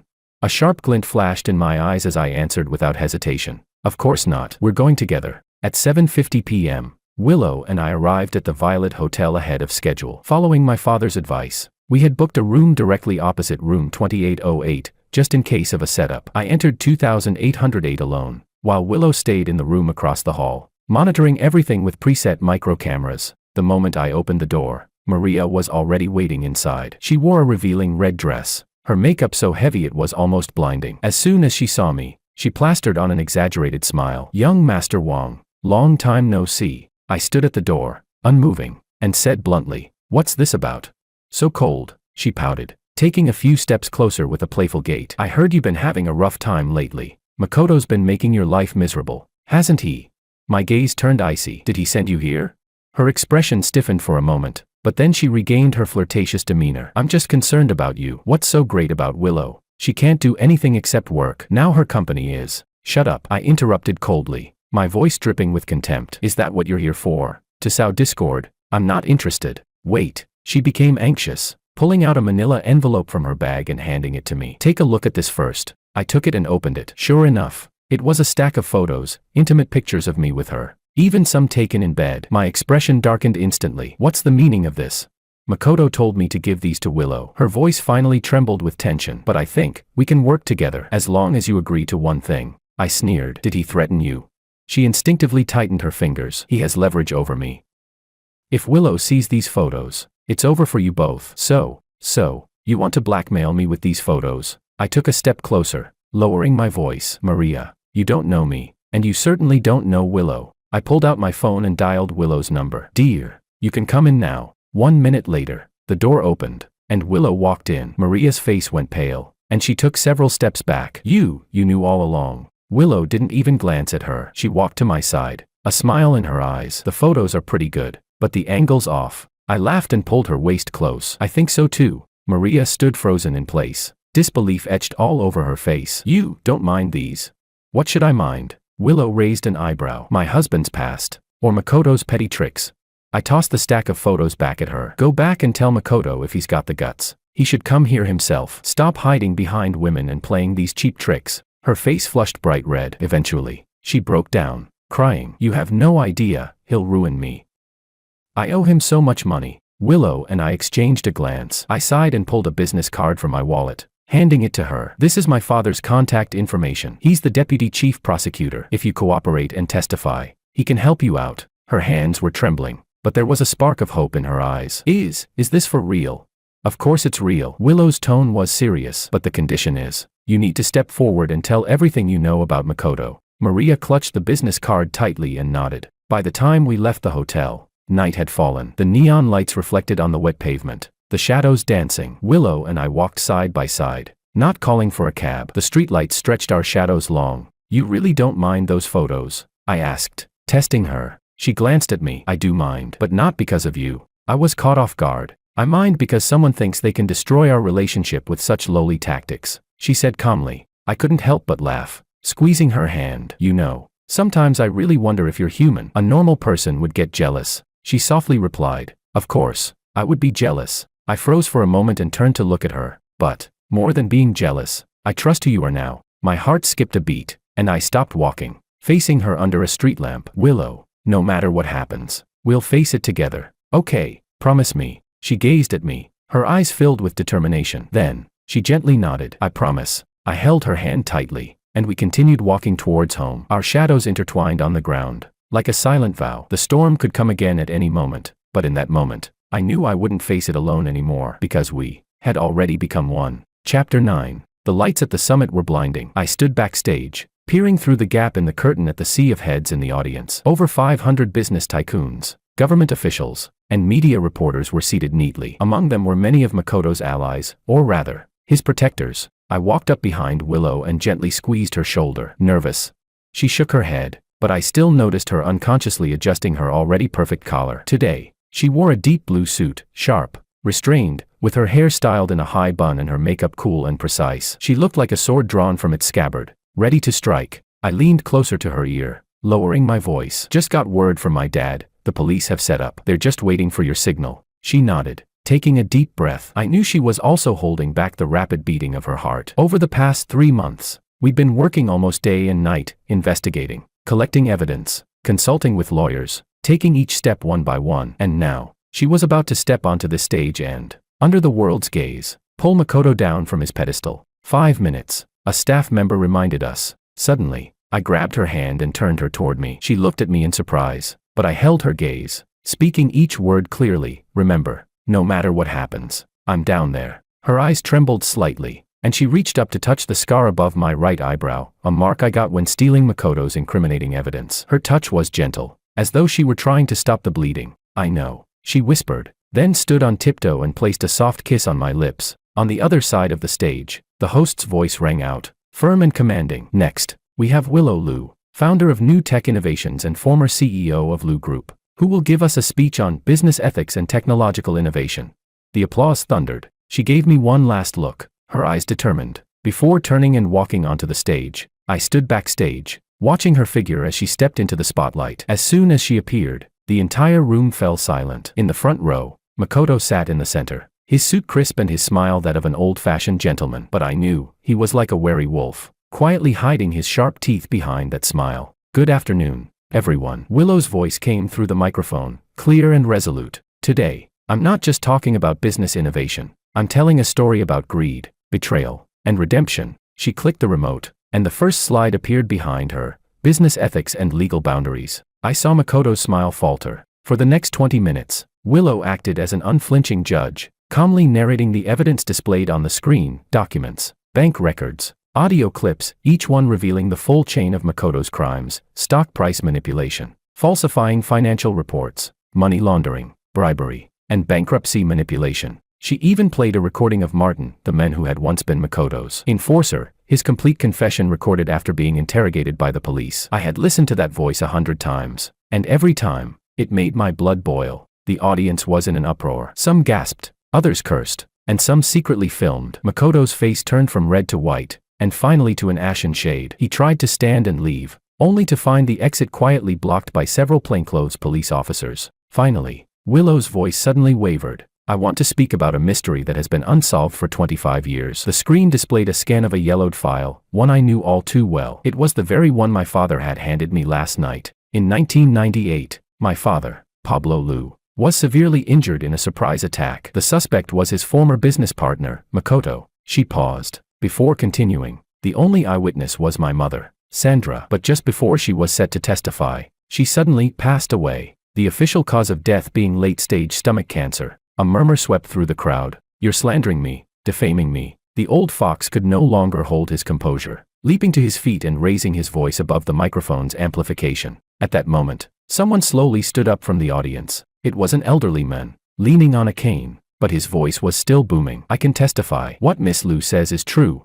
My heart skipped a beat. That was Professor Wu, the forensic pathologist who had performed Liu's mother's autopsy. Professor Wu stepped forward, his white hair stark against the crowd, but his voice rang out with strength. In Mrs. Sandra's stomach samples, we found an unusually high level of arsenic compounds. At the time, under pressure, the report was altered to say she died of natural causes, but I kept the original records. A deathly silence fell over the room. I saw Makoto's face go from pale to ashen, his eyes wild like a rabid dog. Glaring at Willow with clenched teeth, she gently steadied herself at the podium, and I could tell she was holding back her emotions. I nearly rushed to her side, standing next to her to block that malicious gaze, gently resting my hand on her back to comfort her. "You've done it." The applause erupted from the audience, rolling out in waves. I could feel that it was not just for her courage, but for the relief that the truth had finally come to light. As soon as the summit ended, the media descended like a tidal wave. I practically half-hugged, half-guarded Willow and ushered her into the car my father had arranged. The moment the door slammed shut, she collapsed against me. I held her as she trembled,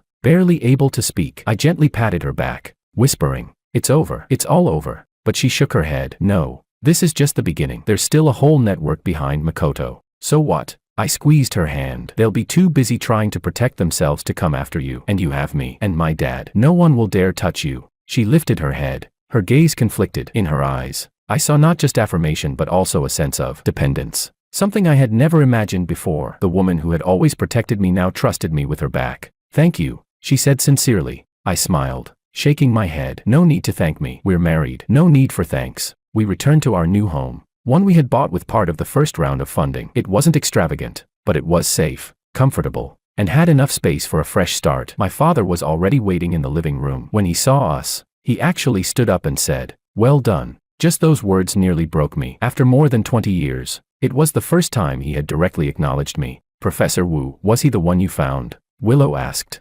"Yes," my father nodded, looking at her before turning his gaze back to me. "I found discrepancies in the autopsy report, and it took some effort to convince him to come forward." He paused, his tone suddenly lowering, more somber than I had ever heard it. "This case also made me realize some justice arrives too late, just like my debt to your mother." For a moment, I was frozen. I had waited for these words for so long, but I didn't know how to respond. "Dad," my throat was thick with emotion, making my voice sound hoarse. He waved his hand, that familiar stern expression still on his face, but there was a softness to it now. "Once Makoto's case is settled, I will reopen the investigation into your mother's disappearance. No matter the outcome, we, as father and son, owe her an explanation." I nodded, forcefully, afraid I would break down and cry. Willow quietly took my hand. Her grip wasn't strong, but it anchored me like an anchor, pulling me out of the storm of memories. That night, we broke tradition and opened a bottle of champagne. My father even had a small glass, and the tension that had long held his face seemed to ease. After sending him off, Willow and I settled on the balcony, staring at the city lights in a quiet daze. When Professor Wu stepped forward, she said softly, "I felt like my mom could finally rest in peace." I wrapped my arms around her, placing a gentle kiss on her head. "My dad too. It's the first time in 25 years that he mentioned my mom." She leaned against my shoulder, her voice soft. "We're really lucky. At our darkest moments, we found each other." I didn't respond right away, just holding her closer and saying, "I'm the lucky one. If it weren't for you, I might still be that lost, useless person." Willow lifted her head to look at me. In the moonlight, I could feel the intensity of her gaze. Her fingers brushed over my brow, smoothing away a wrinkle I hadn't even realized was there. She spoke softly, "No, you've always been you. It's just now you found a reason to fight for." I held her hand and kissed it gently, whispering, "I have many reasons, but you are the most important one." Time flew by. A year later, New Tech Innovations, the company we had built from the ground up, successfully listed on the Nasdaq. Its market value had already doubled that of the former Lu Group. The listing celebration was held at the most luxurious hotel in the city, filled with guests,